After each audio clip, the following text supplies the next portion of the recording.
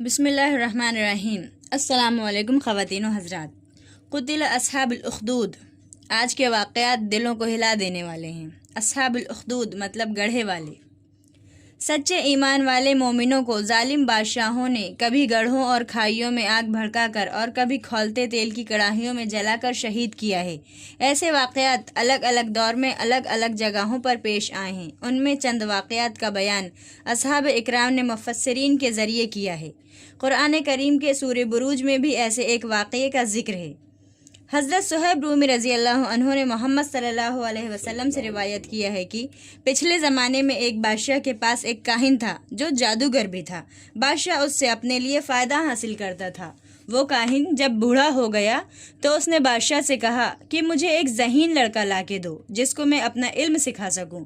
بادشاہ نے ایسا ہی کیا، لڑکا تلاش کر کے اس کی شاگردگی میں دے دیا۔ راستے میں لڑکے کو ایک راہب مطلب عیسائی صوفی کی کٹیا ملتی تھی۔ لڑکا آتے جاتے اس راہب کے پاس بھی بیٹھنے لگا، راہب کی باتوں پر غور کرتا۔ اس بچے کو اس کی باتیں کاہن کے علم سے زیادہ اچھی اور صحیح لگتی تھیں۔ ایک دن لڑکا جب جا رہا تھا تو دیکھا راستے میں ایک بڑے خطرناک جانور شیر یا سانپ نے لوگوں کا راستہ روک رکھا ہے۔ لوگ بہت پریشان ہیں اور خوف زدہ ہیں۔ اس نے سوچا کہ موقع اچھا ہے، دونوں کی تعلیمات کی سچائی کا امتحان لے لیا جائے۔ اس نے ایک پتھر اٹھایا اور کہا، اے اللہ، اگر راہب کا دین جادوگر کے مقابلے زیادہ سچا ہے تو اس پتھر سے اس جانور کو ہلاک کر دے۔ یہ کہہ کر اس نے پتھر مارا اور جانور ہلاک ہو گیا۔ لوگ یہ دیکھ کر بہت متاثر ہوئے۔ لڑکے نے جا کر راہب سے یہ واقعہ بتایا۔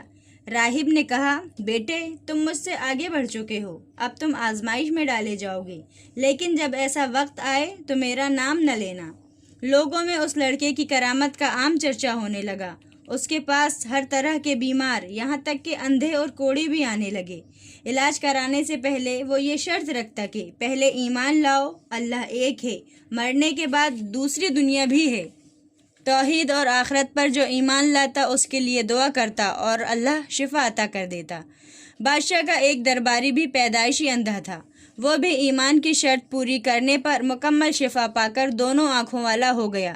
بادشاہ نے پوچھا، تو کیسے ایسا ہو گیا؟ پہلے تو آناکانی کرتا رہا، لیکن سختی کرنے پر بتانا پڑا۔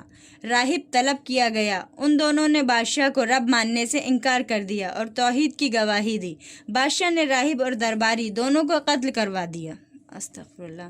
یا رب، یہ کیسے ایمان والے لوگ تھے! ایمان گنوانے کے بدلے جان دینا ہنسی خوشی منظور کر لیے۔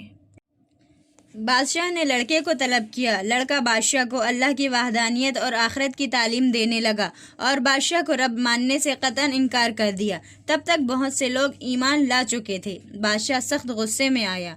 اس نے سپاہیوں کو حکم دیا کہ لڑکے کو پہاڑ کی چوٹی پر لے جا کر نیچے گرا دو۔ لڑکے نے دعا کی، پہاڑ میں زلزلہ آ گیا، سارے سپاہی گر کر مر گئے، لڑکا زندہ رہا۔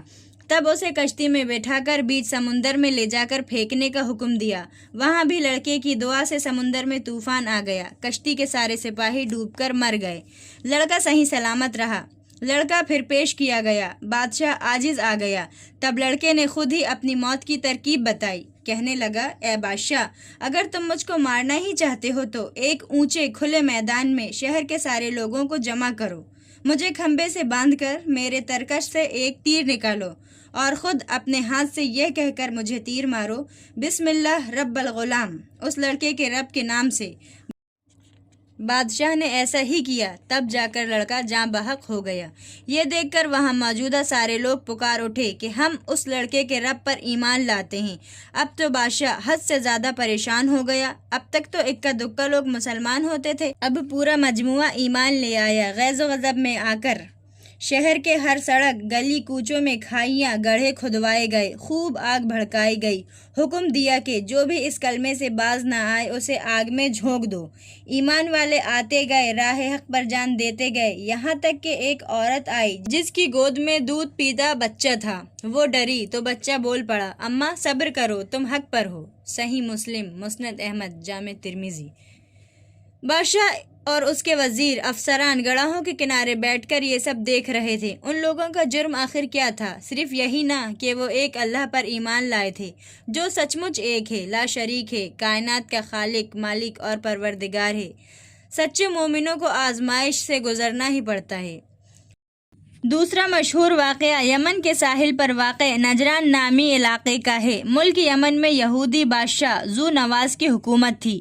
وہ بہت کٹر اور ظالم یہودی تھا، عیسائی مذہب والوں سے سخت نفرت کرتا تھا۔ اس نے طے کر لیا کہ اس حکومت میں کوئی عیسائی نہ رہے گا۔ اس نے کھوج کر نجران کے عیسائیوں کو اکٹھا کر لیا، انہیں اپنا مذہب چھوڑنے پر مجبور کرنے لگا، لالچ بھی دیتا اور سخت سزا کی وعید بھی سناتا۔ کچھ لوگوں نے لالچ میں اور ڈر میں آ کر اپنا مذہب تبدیل کر دیا، لیکن دوسرے کسی بھی حالت میں تیار نہ ہوئے۔ ان کو سزا دینے کے لیے اس نے خندقیں اور گڑھے کھدوا کر ان میں آگ بھڑکائی اور ایک ایک کر کے انہیں بھڑکتی ہوئی آگ میں ڈال دیا گیا، جن میں مرد، عورت، بچے، بوڑھے، جاہل اور عالم بھی تھے۔ مورخین کا قول ہے کہ اس طرح اس نے 20 سے 40 ہزار عیسائیوں کو آگ میں ڈال کر مار دیا۔ ایک شخص دوس سلبان نامی جان بچا کر شام میں مقیم قیصر روم کے پاس پہنچا۔ ظلم کی داستان سن کر قیصر نے حبشہ کے عیسائی بادشاہ نجاشی کو کارروائی کے لیے کہا۔ نجاشی بادشاہ نے قیصر سے بحری بیڑے کی مدد لے کر ذو نواس پر حملہ کر دیا۔